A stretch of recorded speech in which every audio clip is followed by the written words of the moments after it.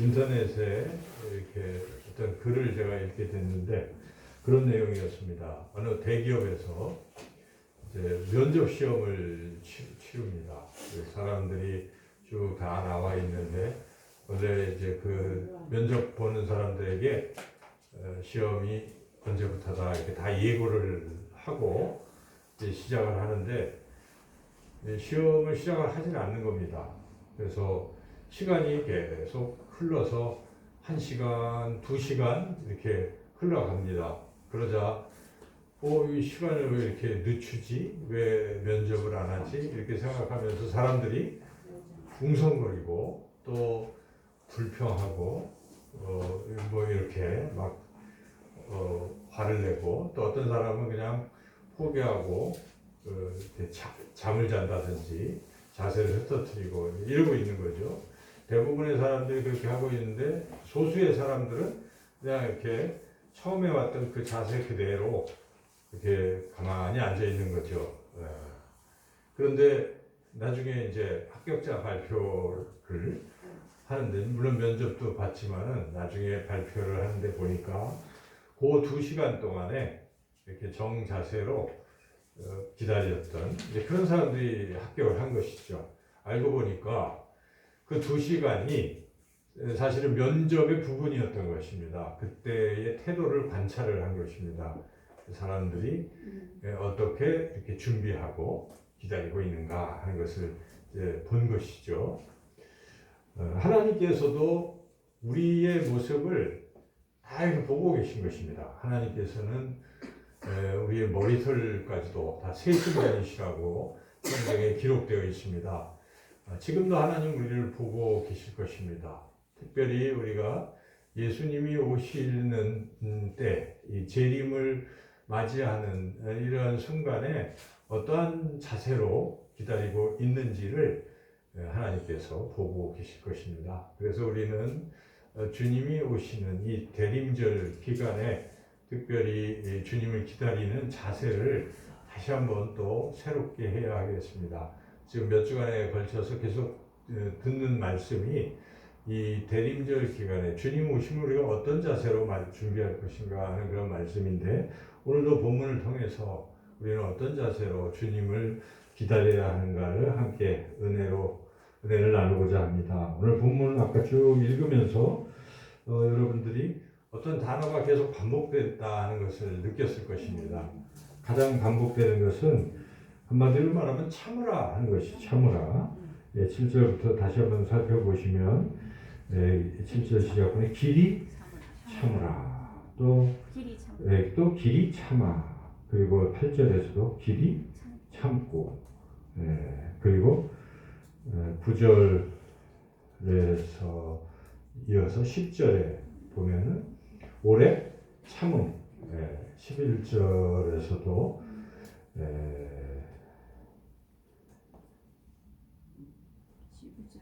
12절은 욥의 인내라는 말도 견디고 참는 것이죠. 그래서 우리가 어렵지 않게 오늘 본문 전체적으로 반복되는 말은 참으라 하는 것입니다. 그러니까 주님이 오시기까지 가장 중요한 것은 참는 데 있다. 인내하는 것이다 하는 것이죠. 참는 것. 이게 굉장히 중요한 그러한 자세입니다. 이 참는 거 근데 사실 쉽지 않죠. 특별히 이 본문의 배경을 보면은 소아시아 지역에 흩어져 있던 성도들이 주변에 이렇게 고난을 많이 받고 있었습니다. 핍박도 받고. 근데 잘못해서 고난받고 핍박받는다면 뭐 할 말이 없지만 별로 잘못도 하지 않고 있는데 그렇게 믿지 않는 세력들에 의해서 이런저런 어려움, 고난을 겪고 있는 것입니다. 그런데 지금 야고보 기자는 하나님의 말씀을 지금 전하는 종이잖아요. 그래서 이렇게 전할 때 어떤 말씀을 준 것입니까? 그렇게 부당한 대우를 받을 때 항거하고 뭐 따지고 이렇게 하라고 한 게 아니고 무엇입니까? 그냥 참으라는 것입니다. 참는 것도 한두 번이지 우리가 어떻게 계속 참겠습니까? 라고 반문하겠지만은 지금 언제까지 참으라고 합니까? 주의 강림하실 때까지, 주님 오실 때까지 길이 오래오래 참고 또 참으라 하는 것이 하나님의 말씀입니다. 그래서 우리가 이 참는다는 게 참 중요하다는 것을 오늘 본문을 통해서 깨닫습니다. 예수님 오실 때까지 우리 삶 가운데 이런저런 힘들고 어려운 것들을 잘 참아내는 것, 그것이 굉장히 중요한 덕목이다 하는 것을 우리는 깨닫습니다. 그렇다면 우리가 어떻게 또 무엇을 참아야 되는 것인가 하는 것을 본문 말씀 계속 또 우리 읽어가면서 그런 것들을 함께 은혜를 나누고자 합니다. 첫 번째로 이제 우리가 인내할 때의 중요한 그런 자세는 소망하면서 인내하라 하는 것이죠. 주님의 재림을 소망하면서 인내하라 하는 것입니다. 7절에서 8절 말씀 같이 한번 읽겠습니다. 그러므로 형제들아 주께서 강림하시기까지 길이 참으라. 보라 농부가 땅에서 나는 귀한 열매를 바라고 길이 참아 이른 비와 늦은 비를 기다리나니 너희도 길이 참고 마음을 굳건하게 하라. 주의 강림이 가까우니라. 농부가 열매를 바라고 있기 때문에 길이 참을 수 있다는 것이죠. 그렇죠? 네. 열매가 있으니까 앞으로 장차 열매가 있을 것이니까 참을 수 있는 것이죠. 네. 농사 짓는 분들은 그렇지 않겠습니까? 봄에 씨를 뿌렸는데 가을에 추수를 할 것을 생각하고 풍성한 열매가 있을 것이라는 기대와 소망이 있으니까 봄에 이제 씨도 뿌리고 또 여름을 지나고 할 때 계속 참고 기다리는 것입니다. 우리도 마찬가지인 것입니다. 우리가 계속 오랫동안 참을 수 있다는 것은 소망이 있기 때문에 그렇습니다. 여러분, 기다리는 것이 있기 때문에 참을 수 있는 것입니다. 뭔가가 우리 앞에 올 것이라고 기대하기 때문에 참는 것이죠. 이러한 기대가 없으면 참는 게 쉽지가 않습니다. 나의 미래가 시간이 흘러가도 아무런 절망뿐이다 하면은 어떻게 견뎌내겠습니까? 그래도 오늘보다는 또 내일이 좋고 올해보다는 내년이 좋을 거야 하는 기대와 소망이 사람들에게 있기 때문에 또 견디는 것이죠. 그래서 사람이 모름지기 꿈, 소망, 희망을 갖는 건 굉장히 중요합니다. 꿈도 희망도 없이 살아가면 정말 견디기 힘듭니다. 그래도 얼마 후에는 뭐가 좋은 일이 있을 거야 하는 기대가 있으니까 견딜 수 있습니다. 수험생들이 공부하는 게 얼마나 힘듭니까? 수능 이제 시험 치른 학생들도 있고 또 좋지 않은 결과를 얻은 학생들도 있는데 그래도 또 도전을 할 것이고 계속 하잖아요. 수험생들이. 그 수험생들이 그거 하면서 계속 참는 게 뭡니까? 그래도 다음번 시험을 칠 때 좋은 결과가 있을 거야. 그리고 그 결과를 가지고 내가 상급학교에 진학할 수 있을 거야 하는 소망이 있기 때문에 열심히 할 수 있는 것입니다. 누구에게나 이런 꿈과 소망이 있을 때 참고 또 참고 할 수가 있는 것이죠. 우리 인생의 가장 큰 소망이 무엇이겠습니까? 우리가 계속 말씀을 듣고 있지만은 예수님이 강림하신다는 것, 예수님이 재림하신다는 게 우리에게 가장 큰 소망입니다. 또한 소망이 되어야 합니다. 그리스도인이라면 이 소망이 있어야 되는 것입니다. 예수님을 믿는 사람이라고 한다면은 예수님을 가장 사랑하는 사람이요, 예수님 때문에 구원받는다고 확신하는 사람이라면 그 예수님이 다시 오신다고 하는데 그것을 안 기다리고 있다면 이건 믿음이 있다고 말하기 힘들지 않겠습니까? 정말 예수님이 재림하신다는 것을 우리가 분명히 알고 그것을 간절히 기다리고 소망해야 한다는 것입니다. 왜 예수님이 재림하는 걸 우리가 기다려야 할까요? 오늘도 이 교회 학교에서 주제가 같으니까 계속 대림절 기간에 거기에 있는 말씀은 새하늘과 새 땅이에요. 그래서 요한계시록에 나오는 말씀은 우리가 장차 살아갈 영원한 세상에 대한 것들을 다 그림처럼 이렇게 쫙 보여주는 말씀이 요한계시록이에요. 그 새하늘과 새 땅이 어떻습니까? 여러분들이 성경을 읽어보시면 요한계시록 21장, 22장 이렇게 쭉 읽어보면 부정적인 측면에서는 막 심판, 불과 유황, 불못, 거기서의 마귀와 이런 그 마귀를 따르는 믿지 않는 자들이 무적행 속에서 영원히 불 가운데 고통받는다는 이야기도 있지만은 또 어떤 얘기가 있습니까? 예수님을 믿는 사람들, 생명책에 기록된 사람들은 어떻게 살아갈 것인가를 분명히 말씀하시는데 요한계시록 21장에는 새 하늘과 새 땅이 우리에게 임한다고 말씀하고 있습니다. 새 하늘과 새 땅, 지금과는 다른 것입니다. 전혀 다른 새로운 세상이 우리에게 펼쳐지는데 거기에 묘사된 것이 하늘에서 예루살렘 성전이 쭉 내려오는 거예요. 곧 예루살렘 성전은 하나님 계신 것 아닙니까? 하나님이 거하시는 그 성전이 하늘에서 쭉 내려온다고 묘사하고 있습니다. 그러니까 하나님의 나라인 것이죠. 그리고 거기는 황금으로 되어 있고 그 각종 보석으로 되어 있고 강물이 쭉 흐르는데 좌우에는 나무들이 있고 시들지 않는 나무 열매가 항상 풍성한 이런 사시사철 열매를 맺는 그러한 모습들을 묘사하고 있고 또 우리의 삶의 모습은 어떻습니까? 그때가 되면은 더 이상 눈물도 없다. 요한계시록 21장 우리가 장례식 때 듣는 말씀에 뭐라고 나옵니까? 더 이상 그곳은 눈물도 애곡도 슬픔도 없는 그곳으로 그렇게 말씀하고 있는 것입니다. 그것이 맞는 것입니다. 그렇습니다. 우리가 이 세상을 살아가면 슬픈 일, 가슴 아픈 일, 또 불안한 일, 이런 걱정, 근심 속에 또 육신은 자꾸 병들어서 아프고 또 이러한 고난에 이런 많은 시간들이 있지만은 새하늘 새 땅에서 그런 게 전혀 없다 하는 것입니다.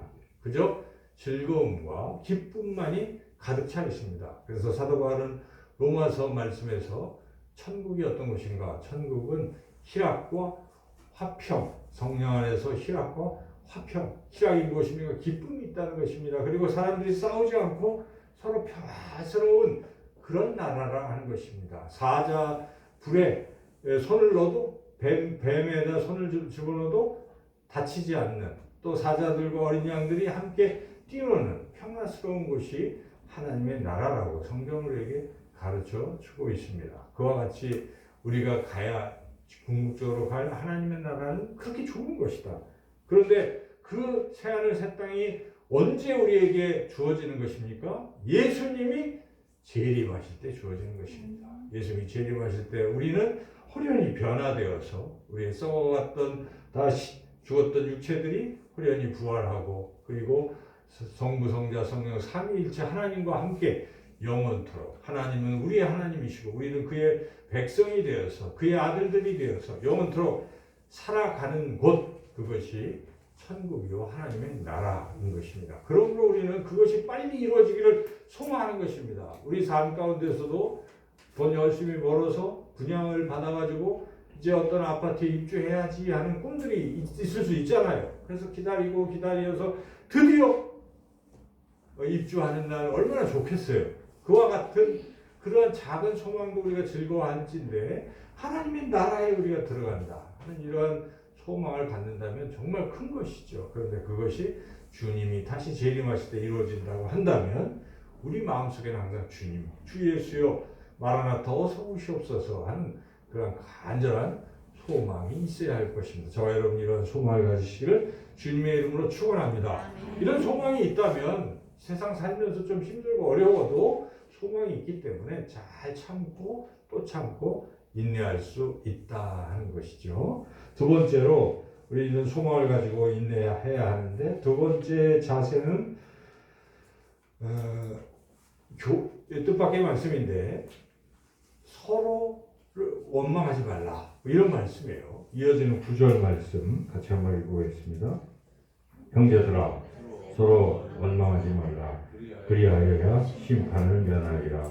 보라 심판주가 문 밖에 서 계시니라. 갑자기 형제들아 서로 원망하지 말라. 이 말씀이 왜 나왔을까요? 이것은 이제 뒤에 이어지는 10절 11절과 연결을 해본다면 이제 이 주님 재림하실 때까지 성도들은 고난을 많이 겪는다는 것이죠. 외부로부터. 그런데 고난이 좀 심해지면 어떤 현상이 나타나냐면 내부적으로도 막 짜증이 나고 불안하고 그 싸움이 일어날 수 있다는 겁니다.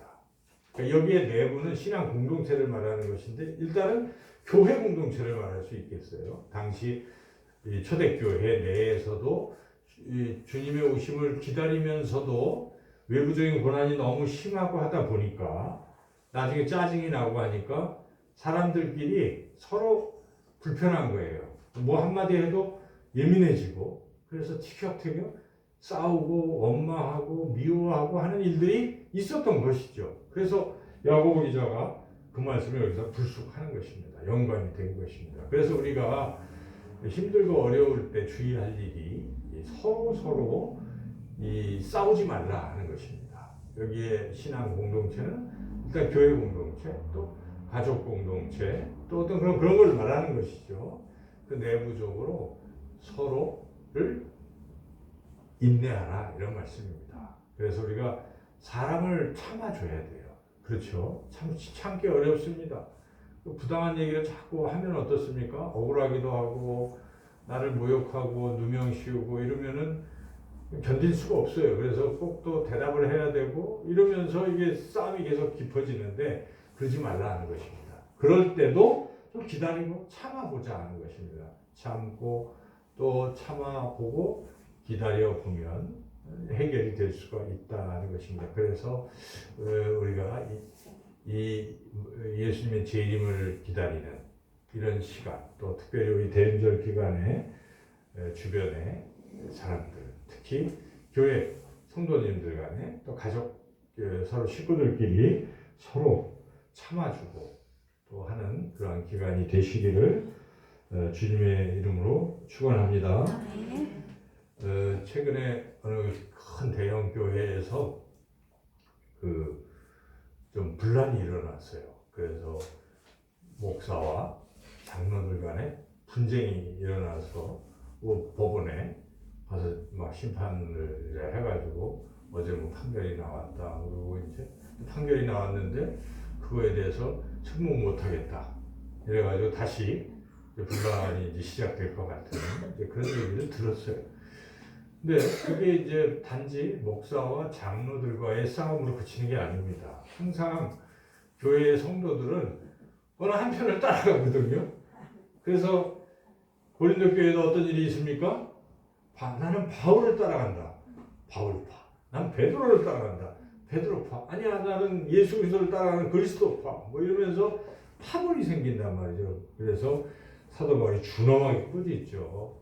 어찌하여 그리스도의 몸이 자꾸 나뉘느냐고 굉장히 준엄하게 꾸짖는데 그렇게 교회가 분열이 될 수가 있습니다. 근데 그 분열의 발단은 결국은 각자의 그 의견들을 가지고 자기 의견만 주장하고 서로와 서로를 용납하지 않고 참지 못하는 데서 일어나는 것입니다. 교회에서 이런 일이 일어날 수 있다는 것을 우리가 주의해야 되는 것입니다. 그래서 항상 주님의 몸된 교회에서는 조금씩 참을 필요가 있어요.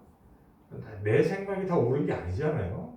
항상 겸손하게 그냥 듣고 또 듣고 기도하다 보면 하나님의 뜻이 이렇구나 하는 것을 느껴지는 순간들이 있을 거예요. 그럼 하나가 되는 것이죠. 그런데 그 전에 일단 저부터도 인간적인 생각이 항상 먼저 나오잖아요. 사람은 그래요. 그래서 탁 이렇게 하면 막 그냥 순간 그럴 수 있습니다.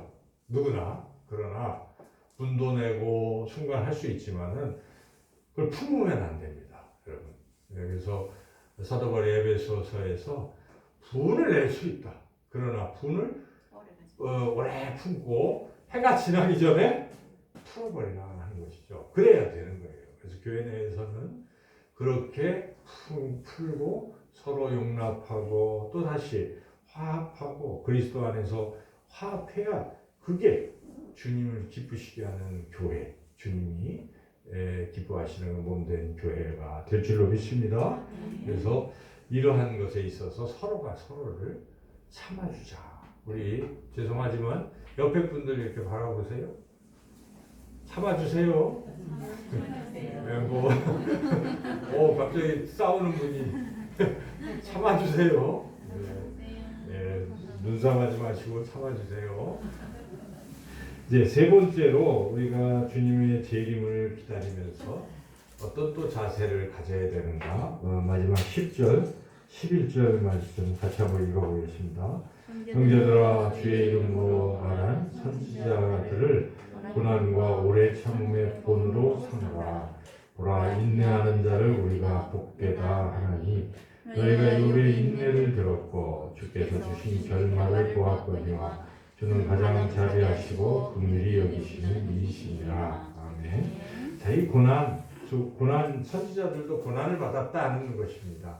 지금 이 편지를 받고 있는 그 소아시아의 초대교회 성도들도 고난을 받고 있다는 것이죠. 그런데 그 고난이 뭐 받아야 될 고난이라기보다 참 애매하고 부당한 고난입니다. 욥도 어찌 보면 잘못한 게 없는데 고난을 받았어요. 그리고 선지자들, 순교한 선지자들은 다 고난 받은 이유가 무엇입니까? 본인들의 잘못이 아니잖아요. 복음을 전하다가 고난을 받기도 했던 것이죠. 그런데 그런 고난 속에서도 인내하라. 욥처럼 인내하라는 그런 말씀인데, 우리가 이제 신앙생활을 하다 보면은 예수님 잘 믿으면 고난이 없다 이렇게 생각하는 경우가 있어요. 그렇지 않아요. 물론 예수님 잘 믿으면 형통한 길로 가죠. 그러나 그것만 그런 건 아니랍니다. 여러분, 때로는 예수님을 믿는 것 때문에 고난받을 수도 있어요. 예수님을 믿기 때문에 너무 열심히 잘 믿어서 고난받을 수도 있다 하는 것입니다. 그럴 때 우리가 이 고난에 대해서 어떤 자세를 가져야 됩니까?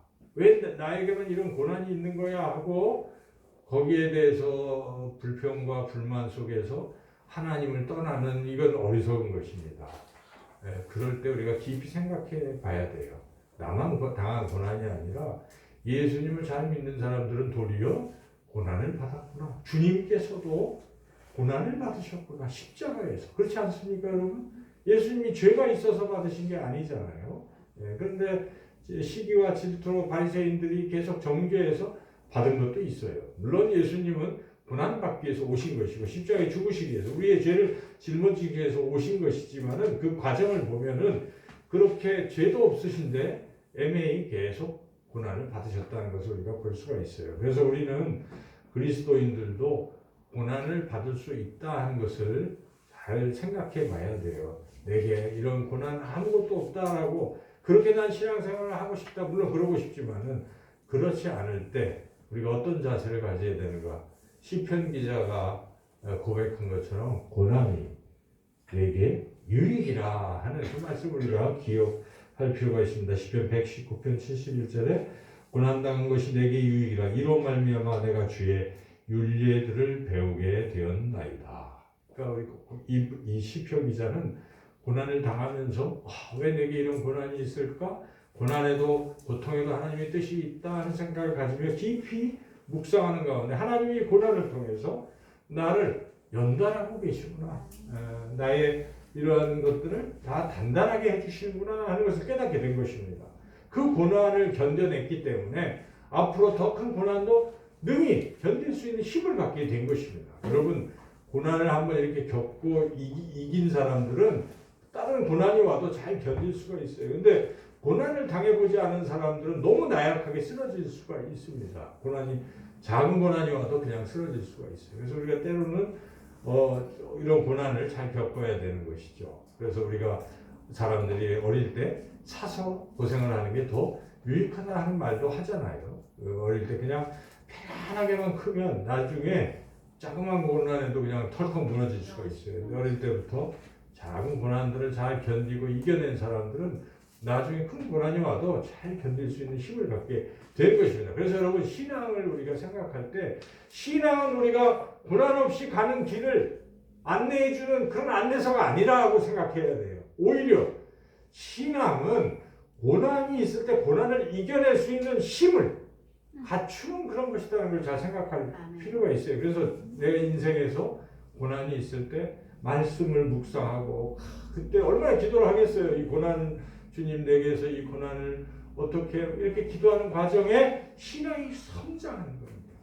굉장히 성장해지는, 성숙해지는 것이죠. 겸손해지기도 하고 또 담대해지기도 하고 그런 것입니다. 그래서 우리가 도리어 이 고난이 내게 있을 때 그 고난 속에서 더욱 인내하고 또 인내하면서 그 신앙의 성장의 그런 기회는 시간들이 되시기를 주님의 이름으로 축원합니다. 그래서 사도 바울은 이런 선언을 했는데 사도행전 14장에 보면 이런 이야기가 있어요. 사도 바울이 복음을 막 전파하다가 루스드라라는 곳에 가서 그 당시 이제 유대인들이 사도 바울을 공격하려고 먼 곳에서 막 와가지고 돌로 사도 바울을 막 던지고 해가지고 사도 바울이 거의 죽었어요. 돌에 맞아서. 기진맥진하고 이제 죽어 있는 것을 죽은 상태가 됐을 때 거기 같은 동료들이 사도 바울을 이렇게 성 밖으로 피신을 시켰어요. 그래서 사도 바울이 간신히 피신을 했던 것이죠. 그런데 사도 바울이 루스드라에서 벗어나서 또 딴 데도 복음을 전하고 더베 뭐 이렇게 가다가 그런데 사도 바울이 어떻게 하신 줄 아십니까? 다시 또 루스드라로 들어왔어요. 죽을 뻔했던 지역인데 또 들어와서 복음을 전하고 복음을 전해서 이렇게 섰던 어린 신앙인들을 교회를 잘 이렇게 하고 그리고 그들에게 사도 바울이 이런 말씀을 선언하고 전했습니다. 사도행전 14장 22절에 제자들의 마음을 굳게 하여 이 믿음에 머물러 있으라 권하고 또 우리가 하나님의 나라에 들어가려면 많은 환난을 겪어야 할 것이라 하고 이 말씀을 한 것입니다. 이게 신앙의 핵심이에요. 그래서 우리가 하나님의 나라에 들어가려면 환난도 겪는 것입니다. 고난도 겪는 것입니다. 때로는 세상 속에서 주님을 믿기 때문에 손해도 볼 수가 있는 것입니다. 신앙을 지키기 위해서 고난을 받을 수도 있는 것입니다. 복음을 전하다가 내가 고난을 받을 수도 있는 것이죠. 이러한 고난이 내게 있을 것이고 이것이 오히려 하나님의 나라에 들어가는 증표다 하는 생각을 할 필요가 있습니다. 그래서 사도 바울은 나는 예수의 흔적이 있노라 이런 말씀하잖아요. 그 예수의 흔적이 무엇입니까? 예수님처럼 고난받은 흔적이 있다는 것입니다. 우리 신앙에도 그러한 고난의 흔적이 내게 있기를 또 있어도 하나님 나라를 소망하기 때문에 잘 견뎌나가는 저와 여러분들의 모든 신앙이 되시기를 주님의 이름으로 축원합니다. 하나님 감사합니다. 고난 없이 살고 싶지만 그러나 우리는 이 세상 속에서 그런 일들도 당할 때도 있을 때 하나님 너무 절망하지 말게 하시고 도리어 그 고난이 내게 유익이라 그런 마음으로 하나님께 더욱 의지하고 하나님이 주시는 힘으로 고난의 터널을 잘 통과해서 저 영원한 하나님 나라를 소망하며 날마다 나아가는 우리 모두가 되게 하여 주시기를 간절히 원하옵고 예수님의 이름으로 기도드리옵나이다. 아멘.